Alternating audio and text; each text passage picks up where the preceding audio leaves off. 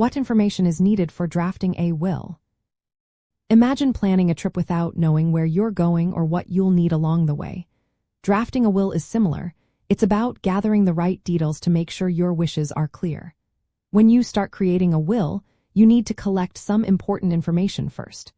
Think of it as preparing a map of your estate and your intentions. First, you'll want to have your full legal name and current address. It's simple but essential to identify you properly. Next, confirm your date of birth and that you are of sound mind and legal age, usually at least 18 years old. If you have had previous wills or estate plans, gather those documents too, so your new will can update or replace them. You'll also need to list your beneficiaries, the people or organizations you want to inherit your assets. Write down their full names, relationships to you, and exactly what they should receive. Be specific about amounts of money, property, or personal belongings. If a beneficiary predeceases you or cannot inherit, you should have a backup plan or contingency instructions. Choosing an executor is another key step. This person will handle your estate after you pass away. Write down their full name and contact details. It's wise to also name an alternate executor in case your first choice cannot serve. If you have minor children or dependents, you'll need to name guardians who will take care of them. Include their names and any specific instructions about their care.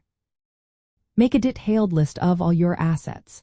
This includes real estate, bank accounts, investments, retirement accounts, business interests, and valuable personal property. Note how each asset is owned, whether jointly, solely, or in trust. Remember to include assets with designated beneficiaries outside the will, like life insurance policies or retirement plans. You should also specify how you want your assets distributed. Be clear about who gets what, and include instructions to avoid confusion or disputes. If you want to disinherit someone or make equal distributions among heirs, include those details. For any special needs or minor beneficiaries, you might want to create trusts or include specific provisions. If you have particular wishes about your remains, such as burial or cremation preferences, include those instructions. Also, ensure your will is signed voluntarily, witnessed properly according to your state's laws, and written in the correct format. Finally, plan to review and update your will periodically. Changes in your assets, family, or laws might mean your will needs adjustments. In elder law, it's especially important to consider your capacity and possibly coordinate your will with other estate planning tools like powers of attorney, health care directives, and trusts. This way, your estate plan remains comprehensive and aligned with your wishes.